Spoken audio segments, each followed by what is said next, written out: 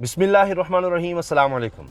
एक अरसे से बहस चल रही है कि जी इमरान खान साहब की हुकूमत को साजिश से हटाया गया या नहीं, और साजिश बैरूनी थी, अंदरूनी थी, और असल वजह क्या थी इमरान खान साहब को हटाने की। अब एक तरफ हम सियासत में देखते हैं कि इमरान खान साहब का मौक़िफ़ है, उनकी जमात का मौक़िफ़ है कि एक साजिश रचाई गई अंदरूनी तौर पर भी और बैरूनी तौर पर भी, मुल्क के अंदर भी मुल्क के बाहर भी, और वो इसके सबूत भी पेश करते हैं और नेशनल सिक्योरिटी कमेटी में भी इस मामले को लेकर गए। और दूसरी तरफ अपोजिशन है जो कभी कुछ कहती रही, कभी कुछ कहती रही, नहीं ऐसा नहीं है, वैसा नहीं है, लेकिन उन्होंने मुलाकातों को भी डिनाई नहीं किया, उसका भी हम जिक्र करेंगे। लेकिन अब जो बड़ी खबर आई है, ताज़ा खबर आई है,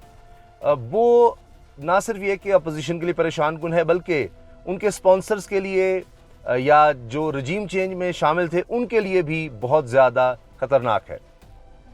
उसकी वजह यह है कि अब ऑफिशियली सरकारी तौर पर रूस की तरफ से ये बात सामने आ गई है कि जी इमरान खान साहब को क्यों हटाया गया। रूस के सफ़ीर ने हाल ही में एक इंटरव्यू दिया है और उसमें रूस के सफ़ीर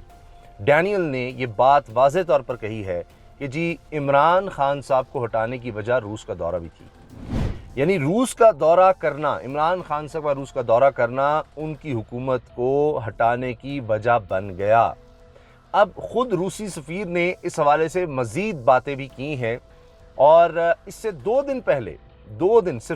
पहले कौंसल जनरल रूस के, उन्होंने भी कराची में प्रेस कॉन्फ्रेंस करके कहा कि जनाब हम तो पाकिस्तान को सस्ता तेल फराहम करने के लिए तैयार हैं अगर पाकिस्तान इस हवाले से बात करता है, आगे बढ़ता है। अब हम इन दोनों चीज़ों को देखें तो इसका मतलब है रूस की तरफ से सरकारी सतह पर बाकायदा अब ये बात हो रही है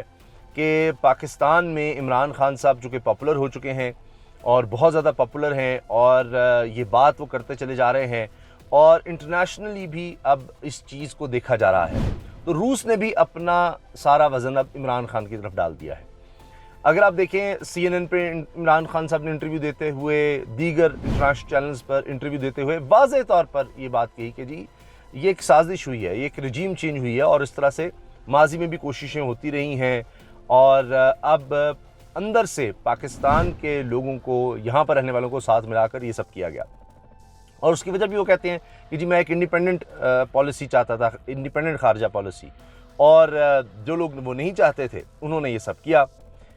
अब आप देखें कि रूस के सफ़ीर ने ये तो कह दिया कि जनाब इमरान खान साहब की हुकूमत को इस तरह से हटाया गया, उन्होंने रूस का दौरा किया, लेकिन साथ उन्होंने इसके अलावा भी कुछ बातें की हैं। एक तो उन्होंने कहा कि इमरान खान साहब ईमानदार आदमी हैं और अपने मुल्क के लिए कुछ करना चाहते हैं, अपनी कौम के लिए कुछ करना चाहते हैं, और वो सिंसियर हैं अपनी कौम के साथ। ये उन्होंने बड़ा वाज़े तौर पर कहा है रूस के सफ़ीर ने। और अब आप देखें कि एक तो रूस की और अमेरिका समेत नेटो की आपस में इस वक्त शदीद एक सर्द जंग छिड़ी हुई है। अब ये बात उन्होंने ये भी कही कि रूस ने भी इस बात की गवाही दे दी है, उसके सफ़ीर ने भी, और इससे पहले कौंसल जनरल का मैंने आपको हवाला दिया, आंद्रे फेदरोफ। तो अगर इन दोनों बयानात को देखें जो सरकारी सतह पर हैं, तो ये बात सामने आती है कि इमरान खान साहब को नहीं पता था। सफ़ीर ने भी कहा है कि यूक्रेन पर रूस हमला करने वाला है, इमरान खान साहब को इस बारे में नहीं पता था, और यूक्रेन पर हमला करना हमारी मजबूरी बन गया था, क्योंकि नेटो जो अमेरिका के इत्तेहादी ममालिक हैं, और जो अमेरिका उनके साथ शामिल है, एक इत्तेहाद है जो रूस के ख़िलाफ़ बना था, इनकी वहाँ पर एक्टिविटीज़ बहुत ज़्यादा बढ़ गई थी, तो लिहाजा हमें यूक्रेन पे हमला करना पड़ा, और ये हमारी मजबूरी बन गई थी, वरना वो किसी भी वक्त रूस पर और रूस के को नुकसान भी पहुँचा सकते थे और रूस के मामला ख़राब कर सकते थे। अब आप देखें कि एक तो यहाँ पर बहस चल रही है इमरान खान साहब के हवाले से कि जी रजीम चेंज कैसी हुई, साजिश थी, नहीं थी, ये सब बातें हो रही हैं। लेकिन आप ये नोट कीजिए कि अब रूस ये कह रहा है, ये बात हमें ज़हन में रखनी है कि रूस की इंटेलिजेंस एजेंसीज़ वो भी बहुत ज़्यादा एक्टिव हैं, और अमेरिका और रूस, इनकी इंटेलिजेंस एजेंसियों की भी आपस में जंग चल रही है, और उधर चीन और अमेरिका के भी। अब इससे पहले अमेरिका भी ये कहता रहा है कि जी हमारे अंदरूनी मामलात में रूस मुदाखलत करता है। अमेरिका के एक आला ओहदेदार ने ये बात भी कही कि जी कोई अंदर से बंदा नहीं है जो रूस के सदर व्लादिमीर पुतिन को ही रास्ते से हटा दे, मार ही दे।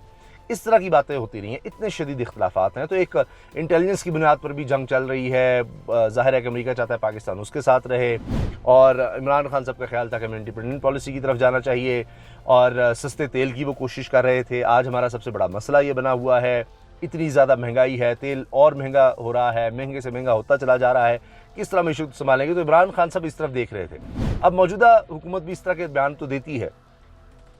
लेकिन वो सबको यानी जो लोग लाने वाले हैं, जिनसे मुलाकातें होती रही, एम्बेसी की सतह पर सबसे मुलाकातें होती रही, ये चीज़ें प्रूवन हैं, सामने आ चुकी हैं, इनको डिनाई भी नहीं किया गया, तो उनको तो वो नाराज़ नहीं कर सकते अब।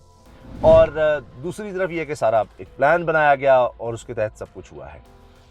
एक और अहम बात यहाँ पर यह भी है कि ये सिलसिला अब रुकने वाला नहीं है। इमरान खान साहब अभी तक डटे हुए हैं, ना उन्होंने कोई माफ़ी मांगी है, जो भी यानी जिसको सहूलतकार कह लें, जो भी जिनको इमरान खान साहब मीर जाफ़र मीर सादिक कहते हैं, इमरान खान साहब अपनी जगह पर डटे हुए हैं। अपोजिशन जो माजी की थी अब वो हुकूमत में है, उससे मामला संभल नहीं रहे। तो ये सब चीज़ें और फिर इस तरह की गवाहियाँ जो लगता है कि आने वाले वक्त में भी आती रहेंगी, जिस तरह कि रूस के सफ़ीर ने कहा है, उनके कौंसल जनरल ने कहा है, पुतिन जो बातें कर रहे हैं, या चीन की तरफ से जो चीज़ें सामने आ रही हैं, ये सब इमरान खान के हक़ में जा रही हैं और उनके मौक़िफ़ को दुरुस्त साबित कर रही हैं। अगर किसी की इससे पहले तसल्ली नहीं हुई तो लगता है कि आने वाले वक्त में जैसे जैसे वक्त गुजरेगा तो सारी चीज़ें और ज़्यादा सामने आएंगी कि किसने क्या कहा, क्योंकि जो मुरासला आया, जिसको डिस्कस भी किया गया नेशनल सिक्योरिटी कमेटी में, और आप अंदाज़ा लगाइए कि पहले जब इमरान खान साहब ने उसका इजलास बुलाया तो शहबाज शरीफ ने प्राइम मिनिस्टर बनने के बाद जो सबसे पहला काम किया उनमें भी शामिल था कि नेशनल सिक्योरिटी कमेटी का इजलास बुलाओ। और किसी तरह से जो पहला इजलास था जिसमें साबित हो गया कि ये अंदरूनी मुदाखलत थी, ये मुरासला भी दुरुस्त है, जिसको मुसलसल ये कहते रहे जी गलत है, कुछ भी नहीं है, झूठ है सब कुछ, तो इसको गलत साबित किया जाए या कोई इसमें से हमें कोई रिलीफ मिल जाए कि हाँ जी ऐसा कुछ नहीं था, ये इमरान खान ने ऐसे ही बोला था, झूठ बोला था। लेकिन नेशनल सिक्योरिटी कमेटी का दूसरा इजलास बुलाना उल्टा गले पड़ गया, क्योंकि उसमें सब बातों को इंडोर्स किया गया कि जी खुली मुदाखलत की गई, ये पाकिस्तान को धमकी दी गई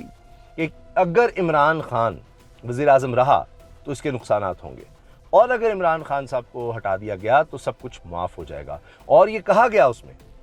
कि ये जो अदम एतमाद आ रहा है उसके हवाले से, अगर अदम एतमाद कामयाब हो गई तो सब माफ़, अगर अदम एतमाद नाकाम हो गई और इमरान खान वज़ीर आज़म रहे तो फिर इसके नुकसानात होंगे।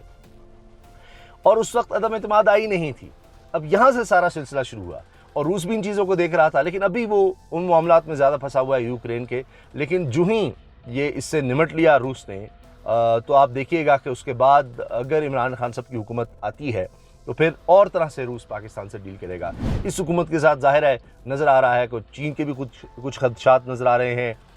और इसी तरह से रूस के भी खदशात नज़र आ रहे हैं, जिसका हवाला मैं दे चुका हूँ एक वीडियो में, मैंने बनाई है 1-2 दिन पहले, जिसमें मैंने बताया कि चीन की क़यादत जो है वो इस वक्त क्या सोच रही है, और वो बहुत संभल कर चल रही है। वो देख रही है कि जनाब ये सारा किस तरह से हुआ है, ये सारा रजीम चेंज का मामला, और अब वो ज़रा सोच समझ कर चीन की क़यादत आगे बढ़ रही है। आपकी इस बारे में क्या राय है, ज़रूर आगाह कीजिएगा। अल्लाह हाफ़िज़।